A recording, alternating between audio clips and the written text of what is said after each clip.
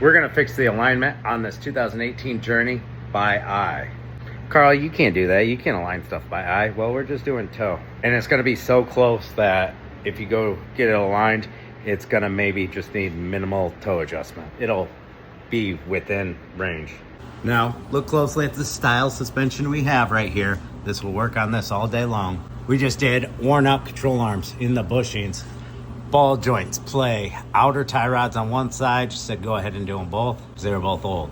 Obviously, these inner tie rods have been done in the past, and I don't think that person really considered alignment. Maybe they counted the threads, I don't know. Looks like a DIY sitch. Just looking at the passenger tire, you can tell it's towed out. It shouldn't be towed out, it should be slightly towed in. Looking at the driver's side tire, it does look like it just has barely a hair of toe in. So being towed out and towed in, no bueno. We're gonna come to our tire right here, and what we're worried about is right here, this surface to this surface. We're gonna close one eye, and we're gonna line those two surfaces up to right there. And you see how like maybe you can squeak out just a hair look at that rear tire? Like that. This just needs a smidge of toe in added. We want to be able to see that back tire. Just a hair right there. See how like they're equal pretty much? We want to be able to see like that much of it. See how you can see that back tire in the background? Now, if we look at the profile on this side, so there's your back tire, you can see it, and we line up the profile of that front tire, we can't see that back tire at all. We're towed out. Quick, easy test right there. And yeah, you can get the magnetic thing, wheels off, stick it to the rotor, little level bubble. You can do the tape measure, you can do the yarn. Go look them up. I'm sure there's a good YT video on it. This method has never failed me, and I get them real close. We're gonna crack our jam nut free between the outer and inner tie rod. That's a 22 millimeter on this Journey, 13 millimeter on our inner tie rod. So if we want our tire to toe in, we need this tie rod to go that way. Now it's different if the tie rod's up there or placement's different, but just use your common sense. This gets longer, it presses the tire out the back that way and the front that way. And we only want to spin this one a little bit. So to make this longer, we need to go on the inner tie rod and turn it. If we're looking at it counterclockwise, see we're looking at it counterclockwise, this way, just like that. So think of it as it's unthreading from the outer tie rod. So if it's unthreading, it's gonna go back further. That means this whole two pieces together are longer. Come back around here. Now we take another sneak peek at our profile. After doing that, we are lined up right there. All right, let's do another about quarter turn right there and come back around. Little sneak peek. Line up the profiles. You know, right about there. Yep, that's looking pretty sexy. Maybe we can go a little more. I like it right there. That's good. That's good. See how much of the tire we can see? Lining up those profiles, one eye. All right, so this one needs to toe in. If we come over to the side right here, we need to press this out so that the front comes in. That'll toe in. So if we look at our inner tie rod right here, put our wrench on the adjuster there, look this way, we want to turn that inner tie rod counterclockwise, so opposite direction as the other side, you know, and we got to go a lot, so we're just going to start off with quite a few turns here. All right, time to line up our profile. Right there, we're lined up. Whoa, we went way too many turns. Backtrack. So now we're gonna thread our inner tie rod into the outer, which is gonna shorten it. All right, that should be closer. And we come back around. We line up our profile right there. Still need a little bit more. We see too much of that rear tire. We want to look like this.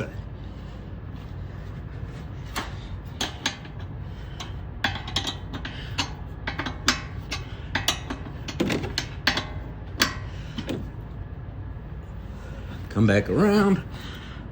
Line her up, and this does not take very long at all if you know what you're doing. Line up that profile.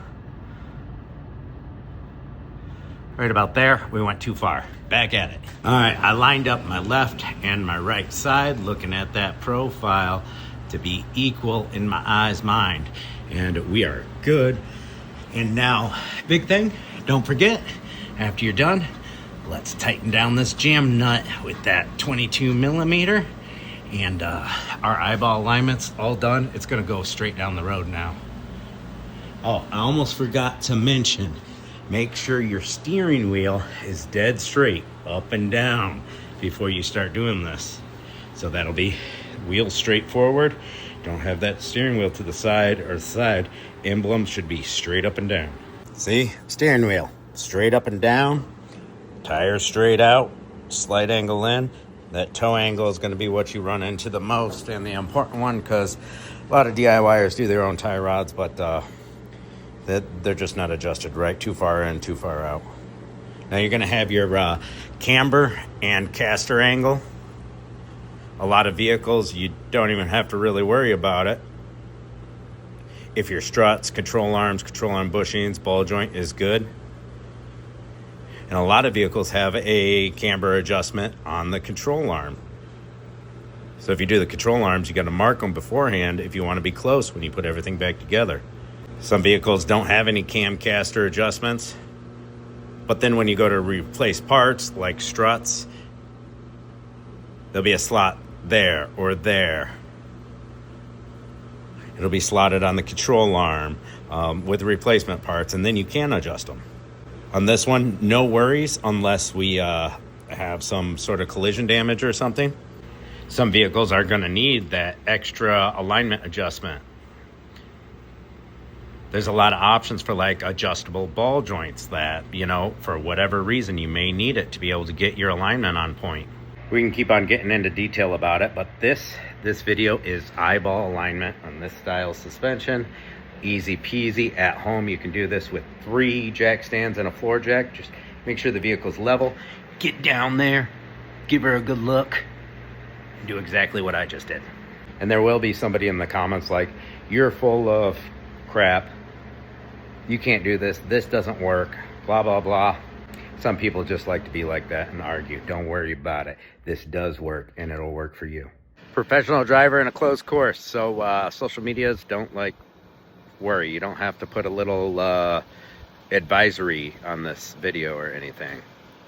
We started off with the steering wheel quite a ways to the left. So like right away, I knew things were off. I was expecting it when the job was done. After our eyeball alignment, you can let go of the wheel going down the road. It drives straight.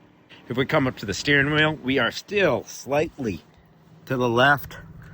We're slightly to the left. It was actually, I let go of the wheel on the closed course and just let it settle where it was gonna settle. And it's, I gotta get straight with the steering wheel. Let's get straight with the steering. There we go. A little bit to the left. Instead of like this, it's now like that. So we could bring it back up on the left and straighten it just a touch more and we'd be perfect. But they're going for alignment anyways because we did so much did so much suspension work. So I don't have to go that far. Just while it's on the lift, it takes me an extra like 3 minutes, get it really close, ship it out for alignment.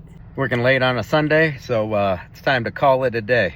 Hope you all find this video educational, informational, and maybe helpful. See ya.